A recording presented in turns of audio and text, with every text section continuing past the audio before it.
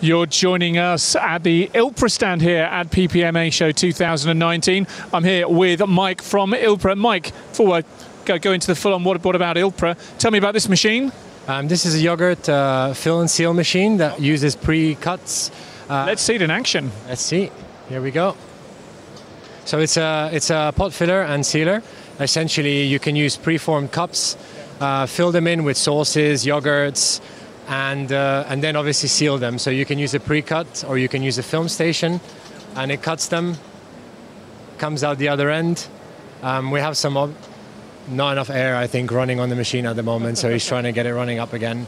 Very good. Well, I'll tell you what, let's have a bit of a chat about Ilpra, first of all. I know that you've been here to the PPMA show before, but for anyone who hasn't heard from you before, just tell us a bit about what it is you do. So Ilpra is an Italian manufacturer of three types of machines, essentially.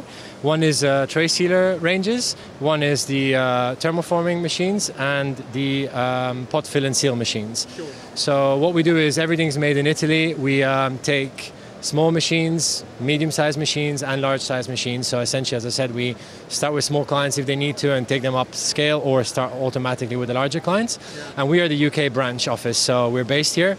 We have engineers, sales support, everything here, everything local. Within 24 hours, somebody can come out, call you out if you need to, and we keep stock of machines, stock of spares. So even with Brexit and things like that, we'll be here to cover. So we should be able to cover everything else, even though we'll find out what will happen in the next couple of months. So if there's one topic alongside Brexit that we're talking about an awful lot here at PPMA Show 2019, it is sustainability. And the next machine we're going to take a look at right now has got a very strong sustainability message to it, hasn't it, Mike? Yes, so essentially this is the standard Speedy model, which has been an Ilpra top seller for many, many years. There's about 200, 300 of these machines in the UK at the moment.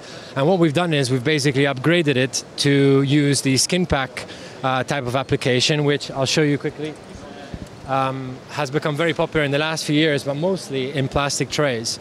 By doing skin pack, you are essentially doing a better shelf life compared to MAP, which is modified atmosphere, which is the standard industry that was on a few years ago. So by skin packing, we have now decided to work with cardboard.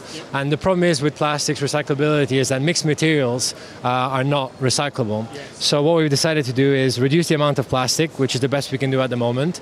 We use a pre-made tray lined with a plastic coating so that we can do skin pack and then extend the shelf life of the product as is required. And what would happen then is you put your meat or cheese or whatever application you want to skin pack. And this coating here is suitable for all of those? Yes, correct. It's a coating that allows us to seal to it. Otherwise it wouldn't stick with just paper on its own.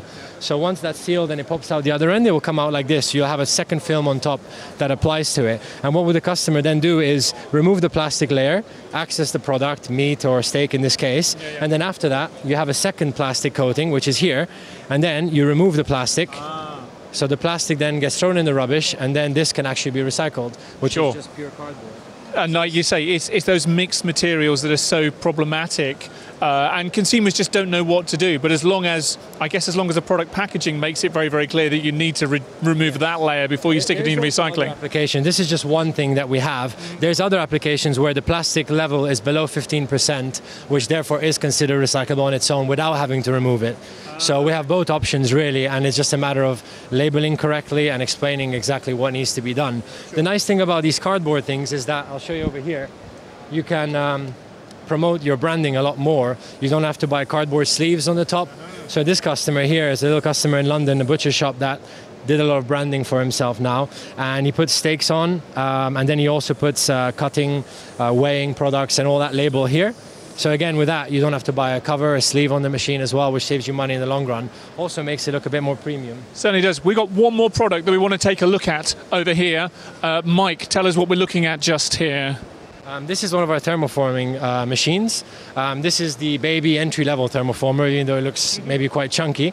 The idea with this is it will use plastic film. So we've got a big roll of plastic just here. And the big roll of plastic forms the tray, as you can see here. So the film goes through. In this case, we're doing a flexible packaging, so it's also vacuuming, similar to skin packing you saw there, whereas you don't have the cost of the tray in this because you're making it yourself. And then the operator then loads the product, in this case maybe meat or so on, and then the machine can vacuum it so it becomes vacuum sealed tight. or it can MAP, put gas inside.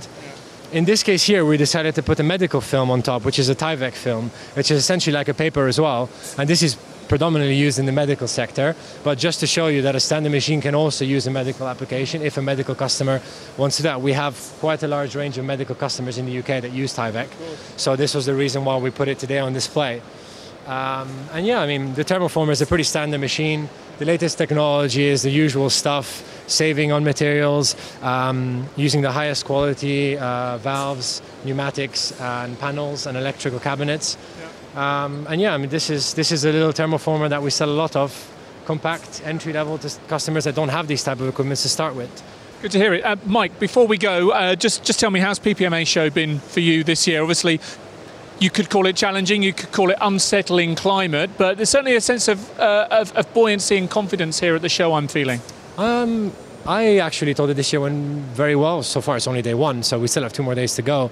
But the amount of inquiries that came in were all from bigger corporations, maybe, so to speak, because usually you would get some smaller, medium clients and the big corporations. But I feel like a lot of people talking about future plans for the next couple months, and there's a lot of investment that's ready to go. So I think it's been very good for us, and we'll see how it goes. A lot of work to do, obviously. It's not just a sale because someone attended the stand, but it looks promising. So I think we'll do well, and we'll be here again next year at PPMA, as we always are. I've been here the last 10 years almost now. It's my 10th year at PPMA, so we've been attending for a long time.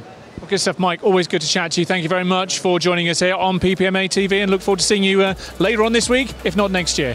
Thank you very much. Cheers. Bye-bye.